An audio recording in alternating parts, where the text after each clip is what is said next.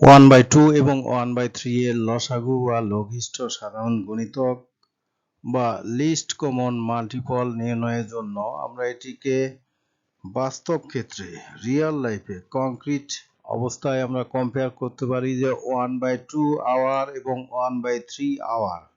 তো 1/2 ঘন্টা এবং 1/3 ঘন্টা এটাকে মিনিটে কনভার্ট করলে 1/2 এর মান হবে 30 মিনিটস এবং 1/3 আওয়ারের মান হবে 20 মিনিটস। তো আমরা বাস্তব ক্ষেত্রে যদি ধরে নেই 30 মিনিট এবং 20 মিনিট পর পর দুইটি ঘন্টা বাজানো হবে, তো সেক্ষেত্রে একসাথে শুরু করার কতক্ষণ পরে ঘন্টা দুইটি একত্রে পুনরায় বাজবে। তো সেটাই হলো লঘিষ্ঠ সাধারণ গুণিতক বা লসাগু। তো বিষয়টিকে আমরা এভাবে চিন্তা করতে পারি যে একই রেখা থেকে শুরু করে 30 মিটার পর পর এবং 20 মিটার পর পর গাছ লাগানো হলে প্রথম শুরু করার পরবর্তী কত মিটার পরে একই রেখা বরাবর গাছের সারি থাকবে। অথবা বাস্তব ক্ষেত্রে কংক্রিট লাইফে রিয়েলিস্টিক লাইফে আমরা যদি চিন্তা করি যে 30 লিটার একটি পাত্র এবং 20 লিটার অপর একটি পাত্র, এই দুইটি পাত্র দ্বারা বড় সাইজের এমন একটি পাত্রে পানি বা কোনো তরল পদার্থ দ্বারা পরিপূর্ণ করতে হবে যাতে 30 লিটার পাত্র দিয়ে পরিপূর্ণ করলেও সম্পূর্ণরূপে পরিপূর্ণ করা যাবে, কোনো অবশিষ্ট থাকবে না, এবং 20 লিটারের পাত্র দ্বারা বিগ সাইজের একটি পাত্রকে পরিপূর্ণ করার সময় পরিপূর্ণরূপে পরিপূর্ণ করা যাবে, কোনো অবশিষ্ট থাকবে না। তো এই ঘটনাগুলোকে আমরা এলসিএম বা লিস্ট কমন মাল্টিপল বা লঘিষ্ঠ সাধারণ গুণিতক বা লসাগু বলা হয়। তো সেই কাজগুলো আমরা কিভাবে করতে পারি? তো লসাগু নির্ণয়ের জন্য আমরা বাস্তবেই জানি যে 30 মিনিট এবং 20 মিনিটের লসাগু হবে 60 মিনিট, অর্থাৎ 1 ঘন্টা। তো এটাকেই আমরা ফ্র্যাকশন ভগ্নাংশে কনভার্ট করা হয়েছে যে 1/2 আওয়ার এবং 1/3 আওয়ারের লসাগু নির্ণয় করতে যাচ্ছি। তো 1/2 এর গুণিতক সমূহ নির্ণয় করতে গিয়ে আমরা জানি যে গুণিতক নির্ণয়ের সময় ভগ্নাংশের লবে গুণ দিতে হয়। শুরুতে 1/2 এর মান যা আছে সেটাকে যদি ডেসিমালে কনভার্ট করি 0.5, এরপর 1/2 কে যদি 2 দিয়ে গুণ দেই তাহলে 1 হয়, এভাবে 3 দিয়ে গুণ দিলে, এভাবে পর পর কয়েকটি গণিতক আমরা 1/2 এর নির্ণয় করে নিব। একইভাবে 1/3 এর কয়েকটি পরপর গণিতক নির্ণয় করে দেখব যে কোনটি কমন হয়ে গেছে সাধারণ। তো শুরুতেই যেটা আমাদের কমন হয়ে গেছে সেটা হলো 1। তো এটা 1 হবে এর লসাগু। তো বিষয়টি যদি আমরা 1/2 আওয়ার এবং 1/3 আওয়ারের লসাগু নির্ণয় করি তাহলে যেহেতু 1 আওয়ার হবে তাদের লসাগু, অর্থাৎ উভয়টির প্রথম সাধারণ গুণিতক হলো 1। প্রথম কেন বলা হলো, এভাবে যদি আমরা 1/2 এবং 1/3 এর গণিতক নির্ণয় বের করতেই থাকি তাহলে পরবর্তী কিন্তু আবারও এক জায়গায় কমন হয়ে যাবে, ম্যাচ করবে, অর্থাৎ শুরুতে যে 1 কমন ছিল এই দুটার সাধারণ গণিতক, পরবর্তীতে আবার 2 এর সাধারণ গণিতক পাওয়া যাবে। তো এখানে সেটাই চিত্র আকারে দেখানো হয়েছে। ক্যাটাগরি 1 এ প্রথম ভগ্নাংশ 1/2 এর পরপর গুণিতকগুলো নেওয়া হয়েছে এবং উচ্চতা বরাবর তাদের সেই মানগুলো মেজার করা হয়েছে। শুরুতে 0.5, এরপর 1, এভাবে পরপর উচ্চতা y অ্যাক্সিস দ্বারা এটা নেওয়া হয়েছে। একইভাবে 1/3 এর উচ্চতা ভিত্তিক বার গ্রাফ যেটা নেওয়া হয়েছে সেটা হলো এইটা। এই দুইটার মধ্যে উচ্চতা একই রেখা বরাবর ম্যাচ করে শুরুতেই 1 এবং সেকেন্ড টাইম কিন্তু 2 বরাবর দুইটারই উচ্চতা ম্যাচ করেছে, অর্থাৎ সেম হয়েছে। এভাবে আরো অনেক জায়গায় উচ্চতাগুলো লেভেল রেখা সেম হয়ে যাবে। তো যত জায়গায় রেখা সেম হয়ে যাবে সবগুলোই কিন্তু সাধারণ গণিতক, কিন্তু শুরুতেই যে উচ্চতা ম্যাচ করেছে সেটা হলো 1, দুইটারই কিন্তু উচ্চতা এই যে 1 সেম রেখা বরাবর।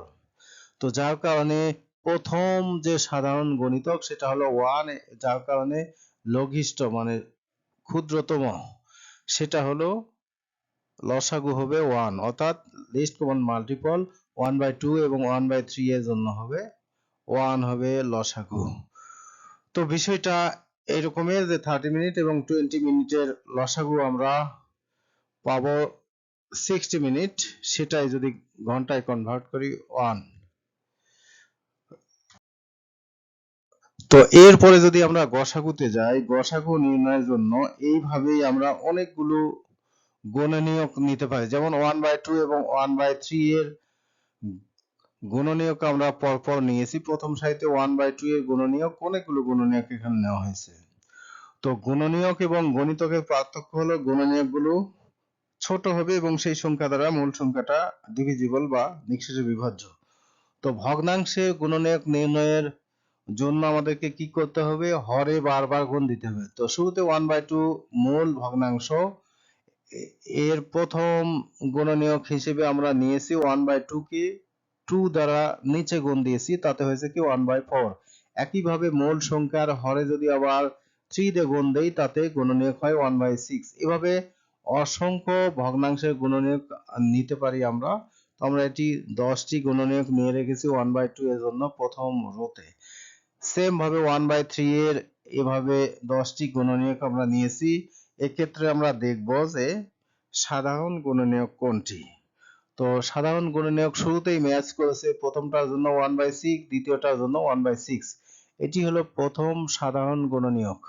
এরপরে আবারও ম্যাচ করেছে 1/12 এবং 1/18, এইগুলিও হলো সাধারণ গুণনীয়ক। কিন্তু লক্ষণীয় বিষয় হলো 1/6 যে প্রথম গুণনীয়ক, এটা কিন্তু হাইয়েস্ট কমন ফ্যাক্টর, সর্বোচ্চ মান, অর্থাৎ গরিষ্ঠ বড়, সবচেয়ে বড় গরিষ্ঠ সাধারণ গুণনীয়ক। 1/6 এর মান 1/12 এর চেয়ে কিন্তু 1/6 এর মান বড়।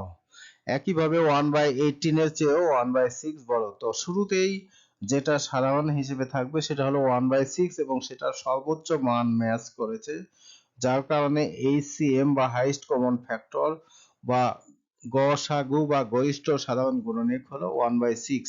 অর্থাৎ 1/2 এবং 1/3 এই দুটি ভগ্নাংশের গসাগু হবে 1/6।